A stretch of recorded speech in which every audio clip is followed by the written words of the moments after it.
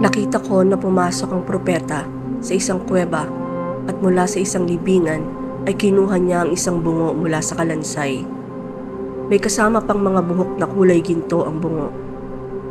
Sa isang iglap, isang anghel ang nagpakita sa kanya at sinabing ang hawak niya ay walang iba kundi ang bungo ni Adan at dapat niya itong ibalik sa libingan. Ang sumusunod ay ang kwento ni Eva at Adan matapos silang palayasin sa paraiso. Ito ay hango sa mga pangitain o visions ng mistikong madring si Blessed Anne Catherine Emmerich.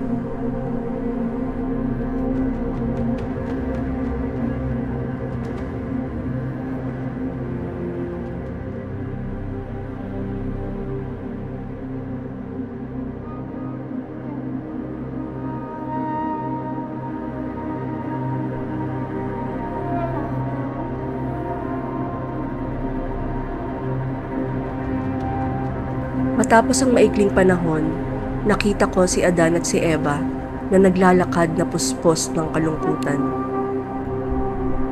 Hindi na sila ang mga nagliliwanag na nilalang na tulad ng dati at naglalakad sila patungo sa magkaibang direksyon na para bang may hinahanap. Nahihiya sila sa isa't isa, bawat takbang nila ay patungo pa ibaba na para bang bumabagsak ang mga lupa sa ilalim ng kanilang mga paa.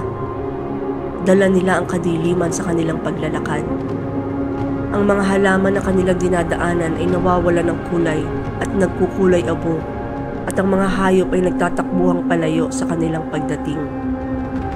Naghanap ang dalawa ng malalaking dahon at pinagdikit-dikit ang mga ito upang gawing saplot.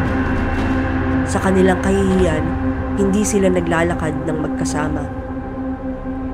Patapos silang maglakad ng mahabang oras, ang lugar na puno ng liwanag na siya nilang pinanggalingan ay para ng tuktok ng isang malayong bundok. Nagtago ang dalawa sa magkahiwalay na bahagi ng mga kahuyan sa isang madilim na kapatagan. Samantala, isang boses mula sa langit ang nagsimulang tumawag sa kanila, ngunit ayaw nila itong sagutin. Natakot sila kung kaya't lalo pa silang lumayo at nagtago sa madilim na kahuyan. Ngunit lalong tumindi ang boses at kahit gusto nilang tumakas, napilitan ng dalawa na lumabas. Ang magarang nilalang na puno ng liwanag ay muling nagpakita. Lumabas si Eva at Adan mula sa kanilang pinagtataguhan na nakatungo at hindi makatingin sa Panginoon. Nagtinginan sila ng may pag-amin sa kanilang ginawa.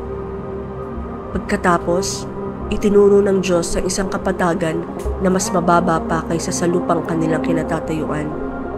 Maraming puno at kakahuyan dito.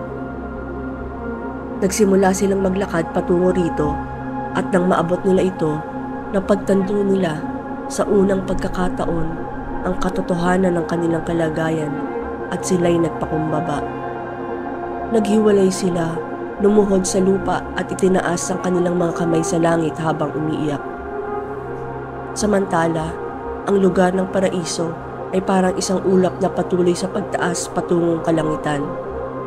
Pagkatapos, isang malaking apoy sa hugis ng isang bilog ang pumalibot sa tuktok nito kung saan naroroon mismo ang paraiso.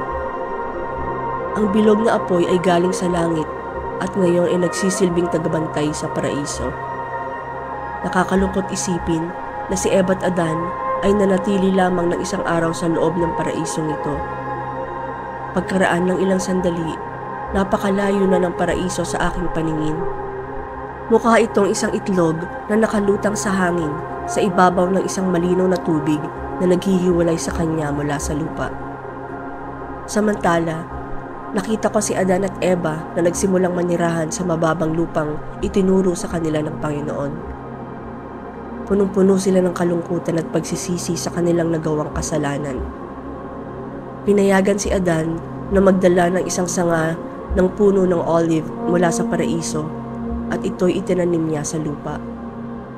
Pagkaraan ng mahabang panahon, lalaki ang puno at dito kukunin ang kahoy na gagawing krus ng ating Panginoong Hesus. Mahirap ilarawan ng kalungkutang bumabalot sa ating mga unang magulang. Halos di na nila makita ang paraiso sa kanilang pinanggalingan. Ang lupa na kanilang kinatatayuan ay patuloy na bumabana para bang umikot ito patungong katimugan pagkaraan lamang ng isang gabi, at pagkatapos ay natunghaya na nila ang kanilang mga sarili sa lugar na iyon na labis na inilayo sa paraiso. Sa lugar kung saan naroroon ang Mount of Olives, nakarating si Adan at Eva. Ibang-iba ang itsura nito kumpara sa kasalukuyan, ngunit ipinaalam sa akin na ito mismo ang lugar na iyon. Nakita ko si Eva at Adan na nagdadasal at nagtitika sa bahagi ng Mount of Olives kung saan nanalangin si Jesus at namawis ng dugo. Nakita ko rin kung paano nila inalagaan ng lupa at nagsimulang magtanim.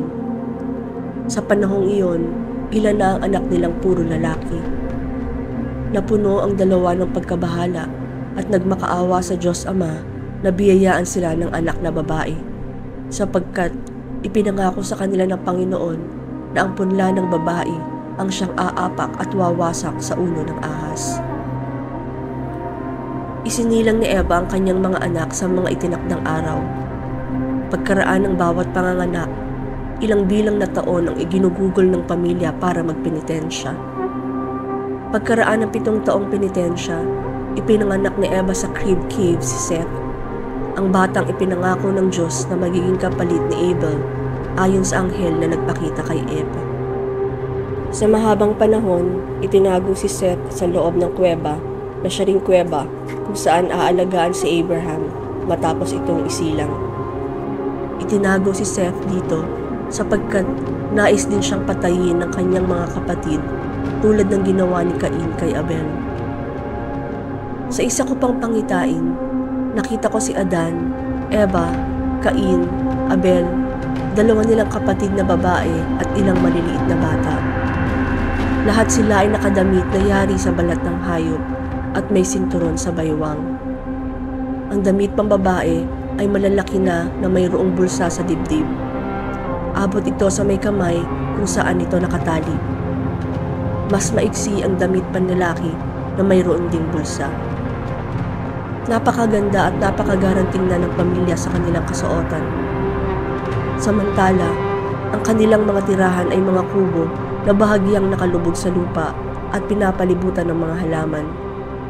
Ang loob ng kubo ay malinis at maayos. Mayroon din silang mga hardin na mga mabababang puno na maraming prutas. Meron din silang wheat o trigo na binigay ng Panginoon kay Adan para itanim. Hindi ko maalala kung may nakita akong tanim na ubas o trigo sa paraiso. Lahat ng pagkain sa paraiso ay hindi na kailangang ihanda o iluto. Maaari na kaagad itong kainin. Ang paghahanda at pagluluto ng pagkain ay resulta ng pagkakasala ng tao at simbolo ng paghihirap. Ibinigay ng Panginoong Diyos kay Adan ang lahat ng kanyang kailangan upang magtanim. Tulad din ito ng pagbibigay ng mga anghel kay Noah ng ugat upang itanim matapos bumaba ang malaking baha. Makalipas ang ilang panahon, may isang uri ng ligaw na butil ang kumalat at yumabong.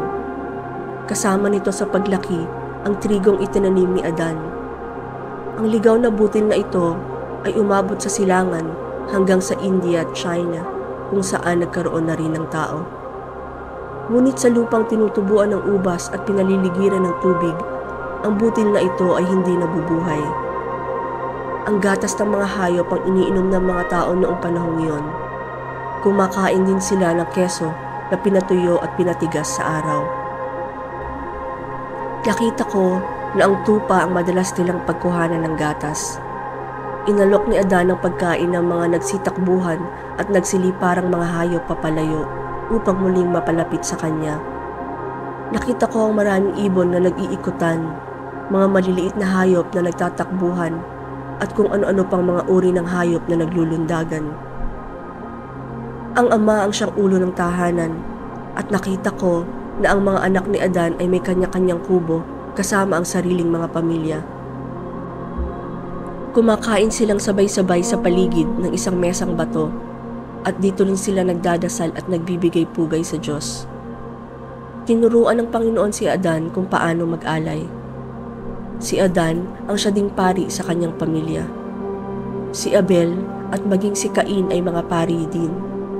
Nakita ko na ang paghahanda para sa pag-aalay sa Diyos ay ginagawa sa hiwalay na kubo. Nagsusuot ang mga tao noon ng saklob sa ibabaw ng kanilang ulo. Ito ay nasa hugis ng isang bangka at yari sa mga dahon at sanga na pinagtali-tali.